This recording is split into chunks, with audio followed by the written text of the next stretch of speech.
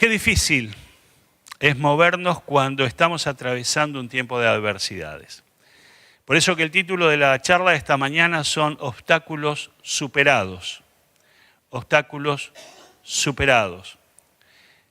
Pareciera que este tiempo está marcado por la sucesión de muchos problemas juntos y como me decía una vez una persona, me dice, ¿sabe cuál es la diferencia entre antes y ahora? Que antes los problemas venían de a uno, ahora vienen todos juntos. Parece que se ponen de acuerdo, y por eso hay tanta gente agotada. Por eso hay tanta gente cansada, por eso hay tanta gente que no soporta más, con un estrés realmente muy profundo, muy fuerte. Sentimos que los problemas nos paralizan, nos detienen, son eso que desearíamos que pasen pronto, que tengan fecha de vencimiento inmediata y que entonces desaparezcan de nuestra vista y de nuestra vida. Pero ¿cómo podemos superar todos esos problemas que vienen a nuestra vida? ¿Cómo podemos superar los obstáculos, tal cual el título de esta charla? ¿Cómo hacer para no morir en el intento? Mucha gente lucha y lucha hasta que agota sus fuerzas y cuando ya no tiene más, entonces viene la enfermedad, viene el agotamiento, viene el estrés, viene la depresión, viene la angustia y vienen tantas patologías, ¿no es cierto?, que son el fruto, la consecuencia de vivir bajo presión. Hoy vamos a ver una historia bíblica, una historia de una mujer que superó cada uno de los obstáculos que se interpusieron para finalmente llegar a Jesús. Claro que ya de esta manera, y cuando nombro esto te estoy adelantando, que aquello que resuelve, aquello que cambia nuestra realidad es la presencia de Jesús, es el poder de Jesús. Y esta mujer se enteró un día que Jesús andaba por allí, en su región, en su ciudad, y hizo lo indecible para ir a verla.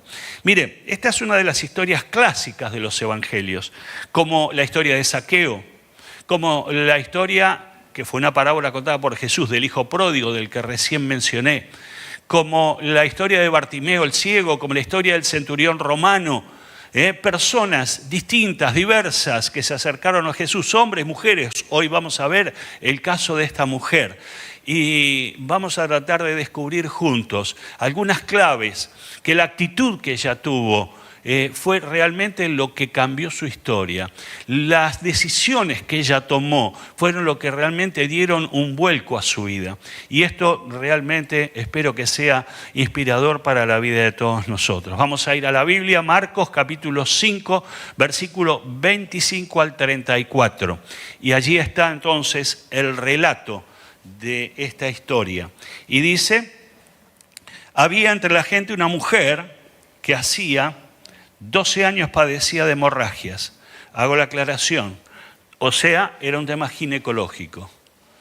Esta mujer tenía pérdidas y era de tal manera grave su situación que 12 años padeciendo hemorragias. Esta era la realidad que esta mujer vivía. Había sufrido mucho a manos de varios médicos y se había gastado todo lo que tenía sin que le hubiera servido de nada. Pues en vez de mejorar, iba de mal en peor. Cuando oyó hablar de Jesús, se le acercó por detrás entre la gente y le tocó el manto.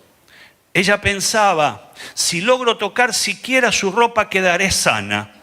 Al instante cesó su hemorragia y se dio cuenta de que su cuerpo había quedado libre de esa aflicción. Al momento, también Jesús se dio cuenta que de él había salido poder. En otra versión dice, había salido virtud.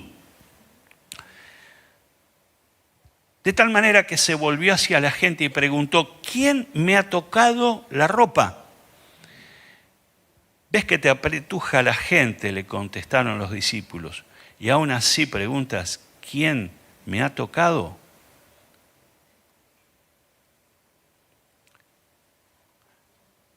Pero Jesús seguía mirando a su alrededor para ver quién lo había hecho. La mujer, sabiendo lo que le había sucedido, se acercó temblando de miedo y arrojándose a sus pies, le confesó toda la verdad. Hija, Tu fe te ha sanado, le dijo Jesús. Vete en paz y queda sana de tu aflicción. Quiero compartir 5 que para mí son verdades reveladas en este pasaje, en esta historia, en una historia real, en este relato. Y quiero compartir 5 aspectos, 5 decisiones o 5 superaciones que esta mujer hizo para finalmente obtener lo que ya la historia nos cuenta, que finalmente fue sana de su azote, de su enfermedad. Lo primero que quiero rescatar es que esta mujer, el primer obstáculo que ella enfrentó era justamente una enfermedad. Una hemorragia, dijimos, crónica. 12 años de hemorragia ya se transforma largamente en una enfermedad crónica. Padecía, como dije, una enfermedad ginecológica con pérdidas de sangre en forma permanente. 12 años padeció de esta enfermedad que le impedía desarrollar su vida normal. La incomodidad de esas pérdidas y las dificultades de higiene la hacían cargar con una enfermedad penosa y difícil de sobrellevar. Qué difícil es cargar, ¿no es cierto?, con una enfermedad. A lo mejor el problema suyo no es exactamente esto, y más si usted es varón. Entonces, de pronto, ¿cuál es el nombre de tu aflicción? ¿Cuál es el nombre de tu enfermedad? Hoy vivimos enfermedades de toda naturaleza, enfermedades físicas, en donde algunos de nuestros órganos se enferman, o algunos de nuestras extremidades, alguno de nuestras partes corporales se enferma. Y entonces necesitamos buscar una solución.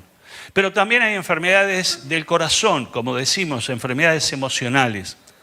Y como nunca, este es un tiempo donde más han proliferado las enfermedades emocionales. Ataques de pánico, depresión, angustia y tantas otras más que justamente han sido el producto de estos últimos tiempos que vivimos. Se entiende que después de la pandemia, y ya lo he dicho este dato, después de la pandemia, post-pandemia, 8 de cada 10 argentinos tienen algún tipo de disfunción psicoemocional. Esto es dramático.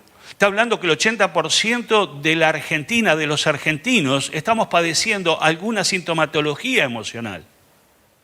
Y entonces dijimos enfermedades corporales, enfermedades emocionales, y tenemos también la tercera parte por la que estamos compuestos, que es nuestro espíritu, y hay enfermedades espirituales.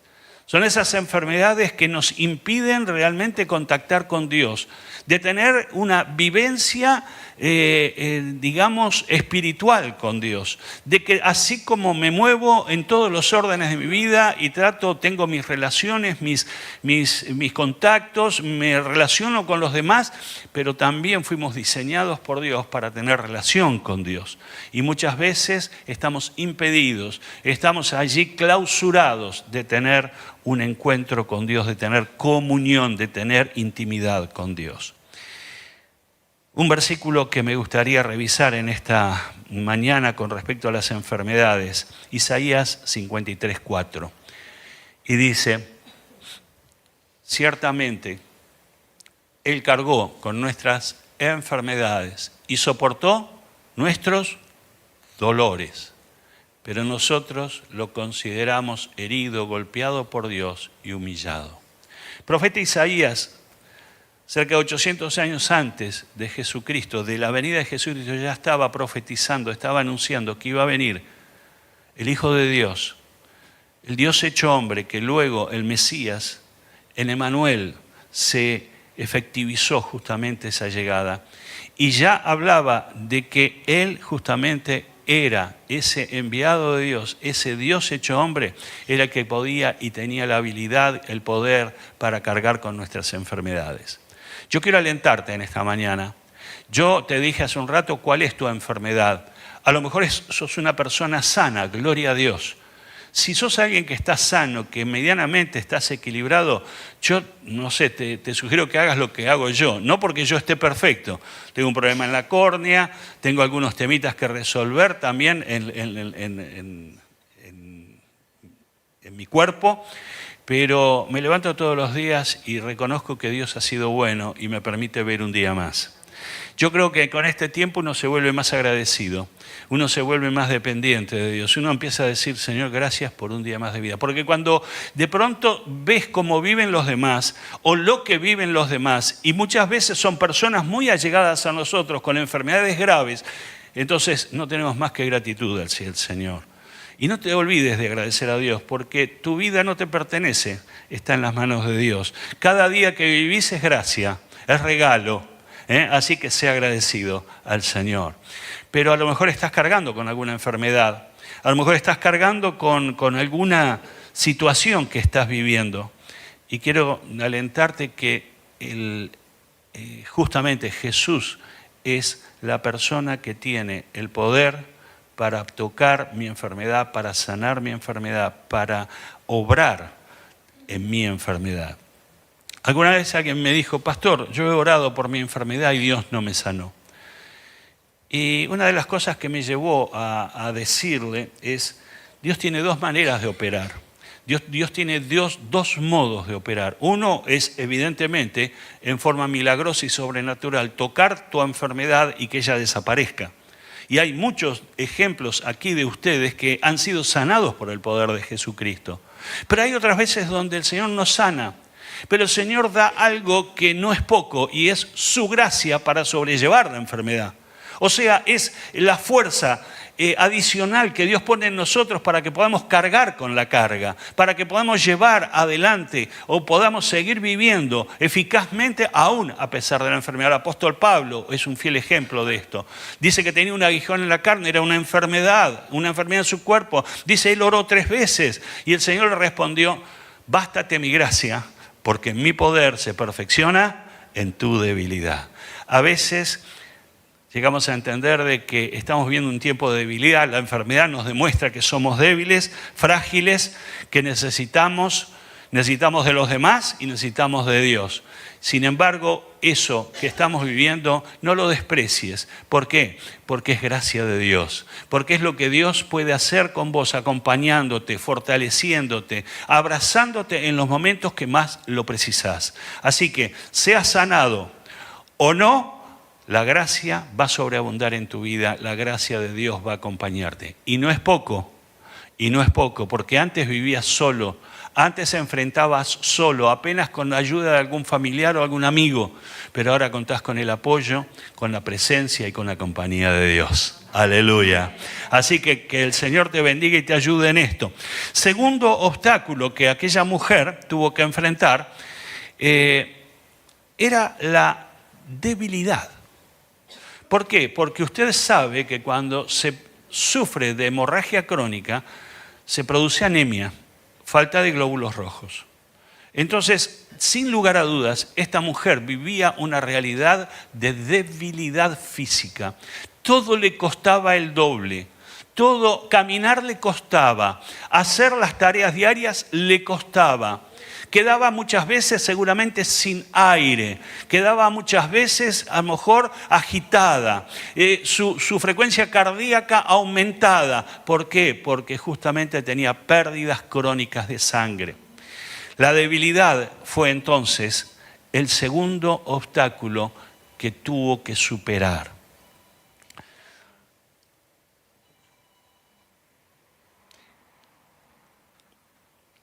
¿Cómo nos detiene a nosotros el cansancio?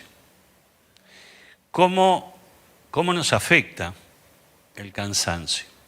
A lo mejor no estamos viviendo tiempos de hemorragia, no tenemos pérdida de sangre, no tenemos un cuadro anémico, pero tenemos un cansancio crónico.